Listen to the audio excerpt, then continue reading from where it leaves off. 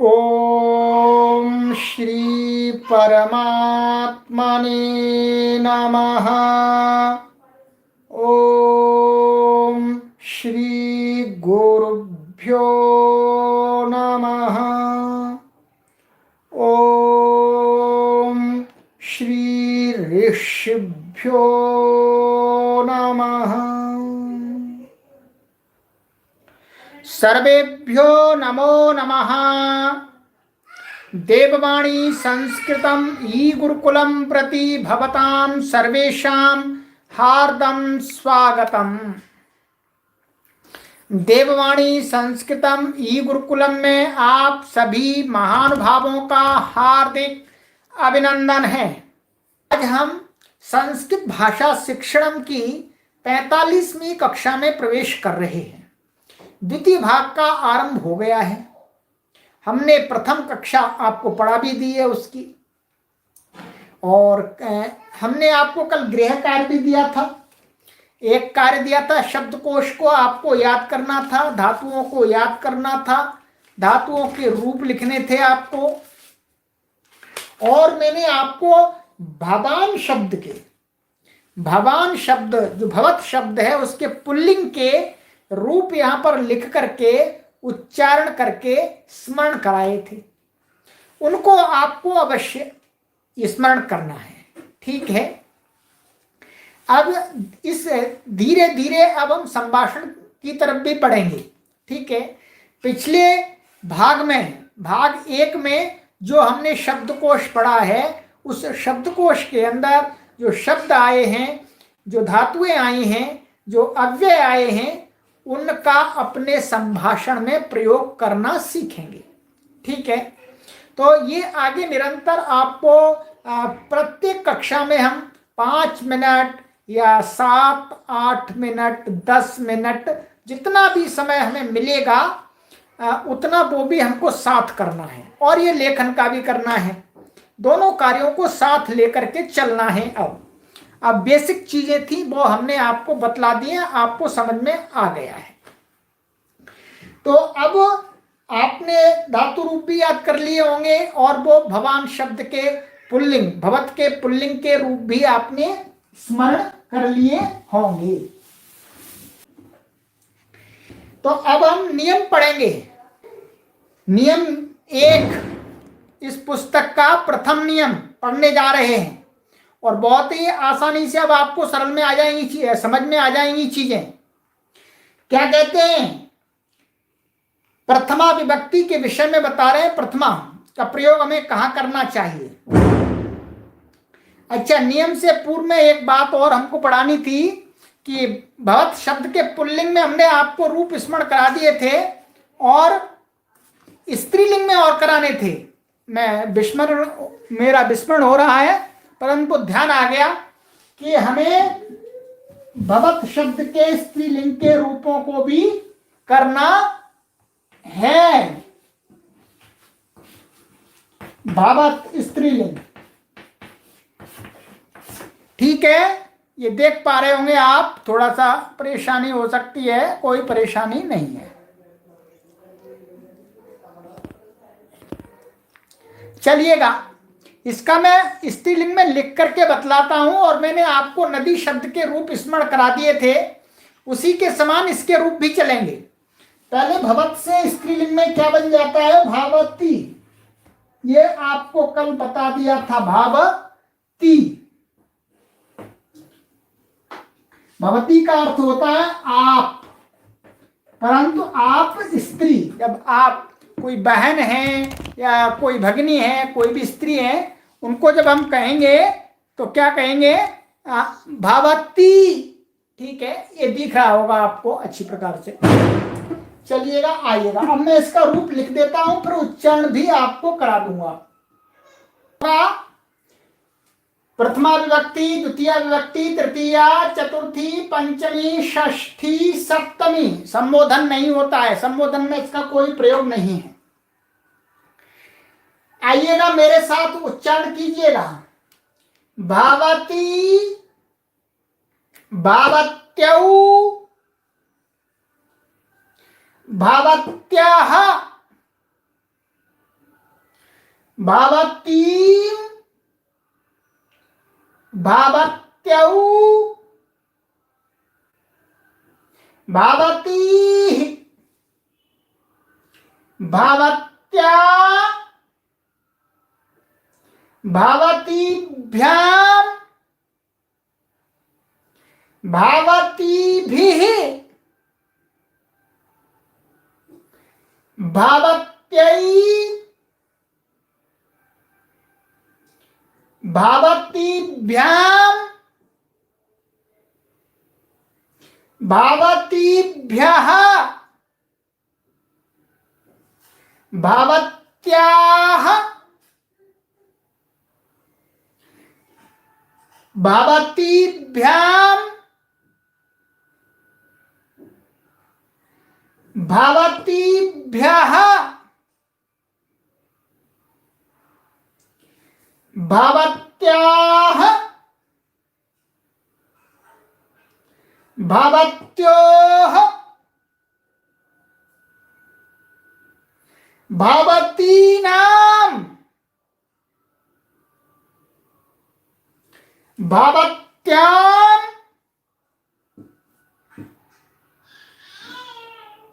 भावत्योः, भावतीषु। संबोधन नहीं होता है, प्रयोग नहीं होता है। ठीक है, आ जाइएगा मेरे साथ, जल्दी से इसका उच्चारण कीजिए एक बार। भावती, भावत्यौ, भावत्याः, भावतीं, भावत्यौ, भावतीः, भावत्या, भावतीभ्यां, भावतीभिः, भावत्यै, भावतीभ्यां, भावतीभ्यः, भावत्याः, भावतीभ्यां, भावतीभ्यः, भावत्याः, भावत्योः, भावतीनां, भावत्यां, भावत्योः, भावतीषु। बन गई बात। अब आपको किसी बहन के साथ में, भगिनी के साथ में, या माता के साथ में, या कोई भी स्त्री है उनके साथ में बात करनी है, तो उनके लिए आपको इन शब्दों का प्रयोग करना है। ठीक है, यदि उनको कर्ता की दृष्टि से आप बातचीत में प्रयोग कर रहे हैं तो प्रथमा विभक्ति, कर्म के रूप में द्वितीया, तो इस प्रकार से ये भी स्मरण होना परम आवश्यक है। तो स्त्रीलिंग और पुल्लिंग मैंने दोनों में भवत शब्द के रूप आपको स्मरण करा दिए, उच्चारण भी करके दिखला दिया। ठीक है, अब कोई परेशानी नहीं चाहिए, यह स्मरण आपको अवश्य करना है बोलचाल के लिए। बोलचाल के समय में इन दो शब्दों का बहुत प्रयोग होता है। बार बार हम आप प्रयोग करेंगे, तो आप प्रयोग करेंगे तो आपके लिए ये भवत शब्द के रूप स्मरण होने चाहिए। त्वम को कम प्रयोग कीजिएगा। वर्तमान समय में त्वम का प्रयोग शिष्ट प्रयोग नहीं माना जाता है। प्राचीन काल में शिष्ट माना जाता था, परंतु अभी तो उसको ठीक नहीं मानते। तुम किसी को बोलेंगे चाहे बराबर के हैं या बड़े हैं तो अच्छा प्रयोग नहीं माना जाता है।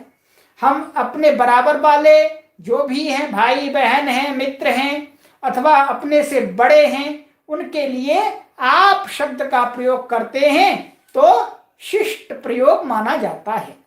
तो आपके लिए आपको ये भवत शब्द का प्रयोग करना है। संस्कृत में भवान कुत्र गच्छति, भवती कुत्र गच्छति, इस प्रकार से इनका प्रयोग आपको लेखन में, बोलचाल में अधिक करना है। तो ये भवती शब्द के रूप भी मैंने आपको स्मरण करा दिए। अब आ जाइए,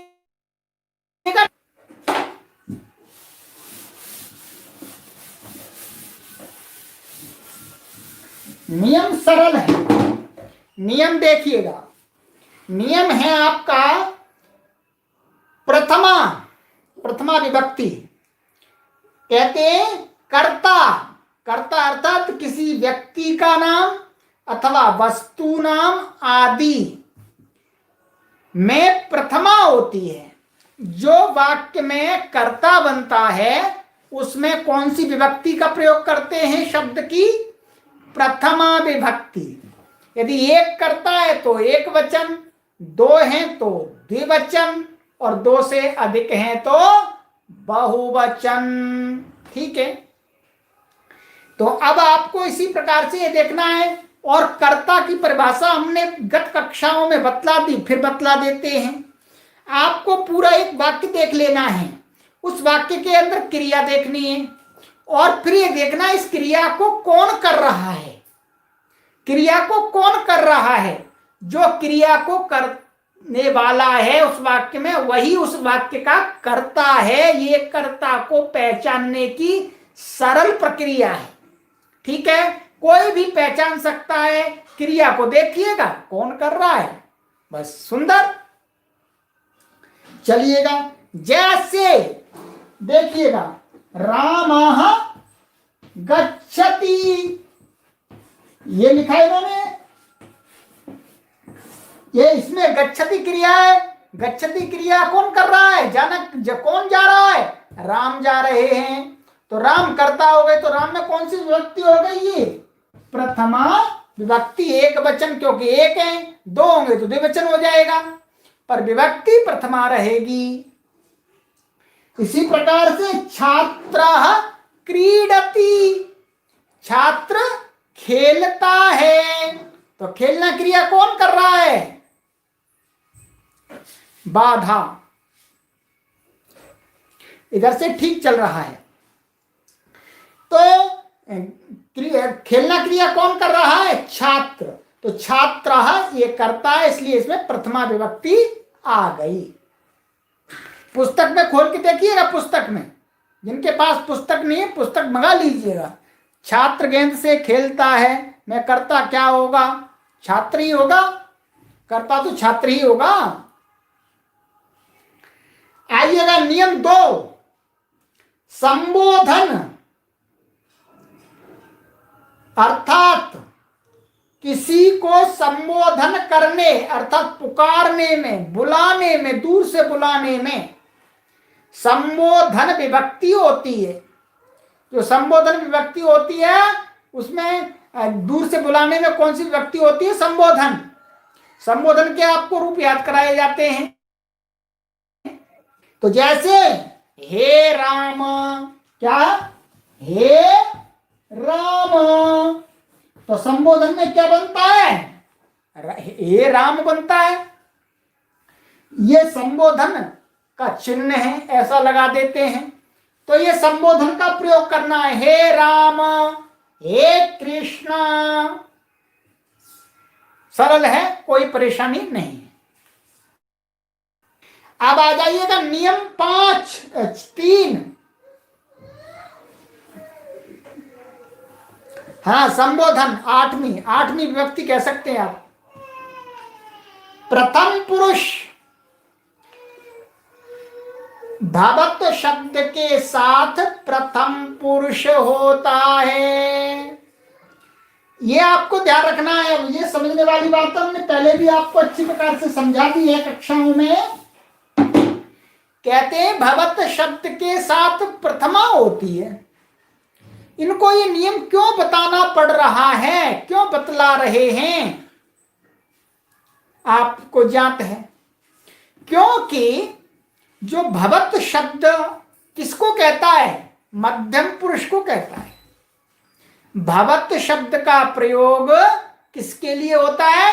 मध्यम पुरुष के लिए। तो मध्यम पुरुष के लिए प्रयोग होता है, तो फिर क्रिया भी मध्यम पुरुष होनी चाहिए थी। परंतु भवत शब्द का जब हम प्रयोग करते हैं तब क्रिया मध्यम पुरुष की हमें कहीं पर भी नहीं दिखती है। इसलिए डॉक्टर कपिल देव महाराज जी विद्यार्थियों को कहते हैं कि सुनो विद्यार्थियों, भवत शब्द कहता तो है मध्यम पुरुष को, परंतु भवत का जब वाक्य में प्रयोग किया जाता है तब उसकी जो क्रिया होती है वो प्रथम पुरुष की होती है। किसकी होती है? प्रथम पुरुष की होती है। तो सरल है, जैसे भवान गच्छति,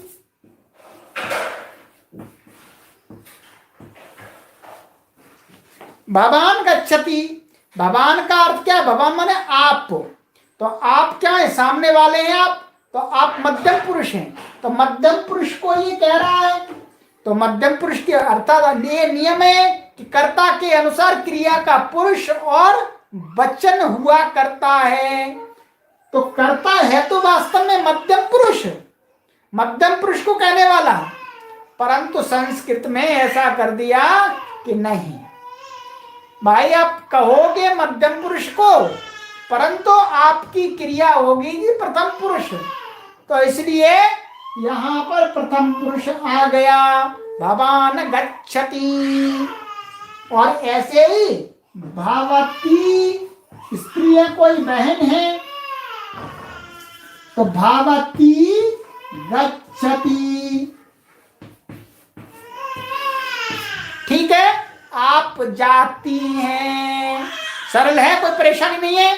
चलिए, तो ये 3 नियम। मेरी आवाज आ रही है?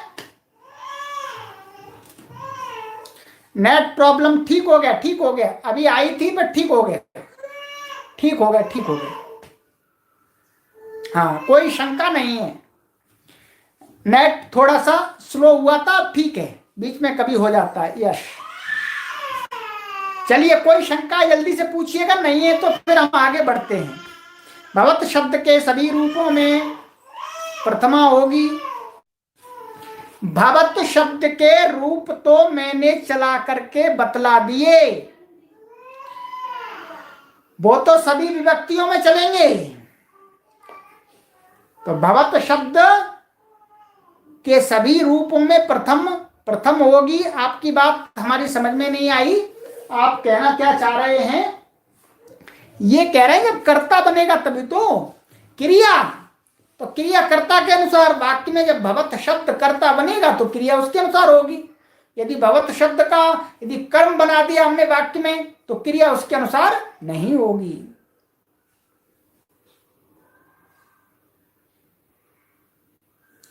देन तुम can not be used generally.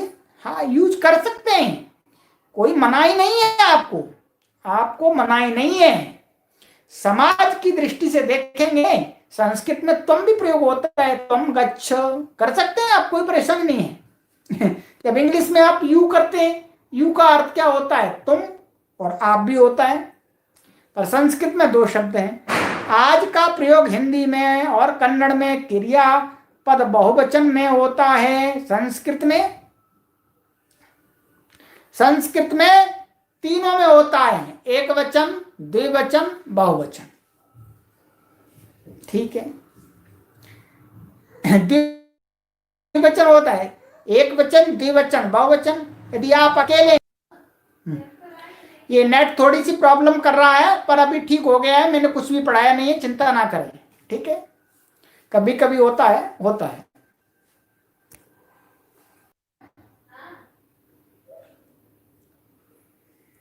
तो ये नियम मैंने आपको समझा दिया। ठीक है, नेट भी थोड़ी सी प्रॉब्लम कर रहा है, परंतु ठीक है, कार्य चल रहा है, कोई परेशानी नहीं है।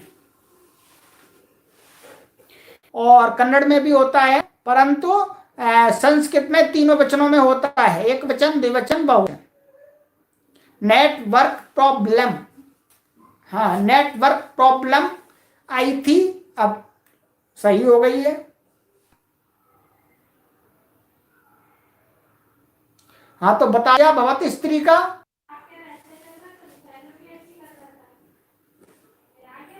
अरे भवत वाला वाक्य बनाया है ये, भवान गच्छति। भवत शब्द तो मूल है, उसके रूप चलेंगे, ये आपको समझना है। भवत के रूप चलते हैं, भवत का प्रयोग नहीं होता। भवत का भवान प्रयोग होता है, भवान भवन्तौ भवन्तः, ये उसके रूप हैं, उनका प्रयोग करना है, भवत का प्रयोग नहीं करना है। ये इसका प्रयोग नहीं होता भवत का, ये भवत का प्रयोग है। ये किसका है? भवत का प्रयोग है। ये स्त्रीलिंग में है, ये पुल्लिंग में है। हाँ ठीक है, चलिए और भी कोई शंका जल्दी से पूछिएगा। संस्कृत में 3 वचन, 3 पुरुष और 3 लिंग होते हैं जी, बहुत सुंदर। भवत्यौ गच्छतः हो सकता है, हाँ भवत्यौ गच्छतः ही सही है लोकेंद्र जी। चलिएगा और आगे कोई किसी का प्रश्न?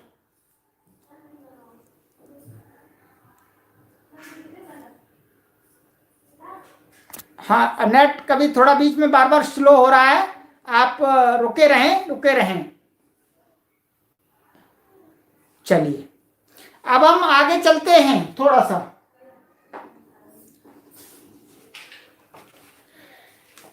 तो आपको ये नियम समझने हैं। अभी थोड़ा सा इस पुस्तक में हम थोड़ी सी गति धीमी रखेंगे अभी आरंभ में, ठीक है। वी से त्वम किम करोषि, हाँ ठीक, यू कैन से त्वम किम करोषि, और भवान किम करोति, भवती किम कर, हो जाए, ठीक है। चलिए आइएगा, मैं आपको इसका और प्रयोग दिखला देता हूं। हाँ देखिएगा मूल शब्द है भवत। ये भवत क्या है? मूल शब्द है। हाँ अभी मैं समझा देता हूं, आप थोड़े से रुके रहिएगा, नेट प्रॉब्लम कर रहा है पर कोई बात नहीं। भवत शब्द है मूल। जैसे ये त्वम शब्द था, इसका मूल क्या है? युष्मद। युष्मद है, आप सभी जानते हैं युष्मद है। युष्मद के रूप चलते हैं, त्वम, युवाम, यूम, ऐसे चलते हैं। वैसे ही इसके रूप चलते हैं। इसका कोई लिंग नहीं होता, परंतु इसका लिंग होता है स्त्रीलिंग, पुल्लिंग, नपुंसकलिंग। 2 मैंने बतला दिए आपको, पुल्लिंग और स्त्रीलिंग। अब इसके क्या रूप बनते हैं वो आपको स्मरण करना है। अब देखिएगा, जैसे आप जाते हैं, ठीक है, तो हम लिखेंगे आप जाते हैं, तो भवान गच्छति। पुस्तक को मंगाइएगा सभी लोग, पुस्तक में सब दिया है। आप पुस्तक नहीं मंगाएंगे तो ठीक से समझ में नहीं आएगा। भवान गच्छति,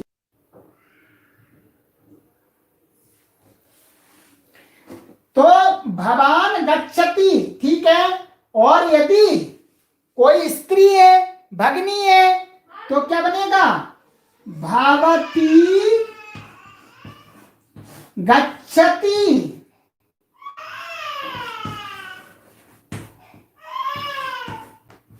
तो इसकी हिंदी बनेगी आप जाती हैं, ठीक है। चलिएगा इसी के वाक्य बनाता हूं मैं। अब देखिएगा यह करा है ये, अब मैं इनको कर्म बना देता हूं। कर्म बना करके भी वाक्य आपको बतला देता हूं, ठीक है। जैसे मैं आपको देखता हूं, अहम, आपको ये कर्म हो गया, तो भवन्तम पश्यामि,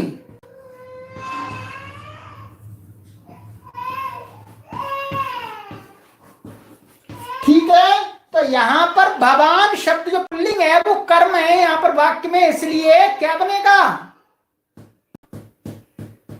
द्वितीय विभक्ति एक वचन। ठीक है, इसी प्रकार से आगे, मैं आपके साथ जाता हूं, तो अहम भवता सह गच्छामि। तो यहां सह के योग में तृतीया होती है, तृतीया आई तो भवता तृतीया का प्रयोग हो गया। तो भवत के सभी विभक्तियों के रूपों का वाक्यों में प्रयोग होता है। चलिएगा इस कक्षा को यहीं विराम देते हैं। अस्तु सर्वेभ्यो नमो नमः।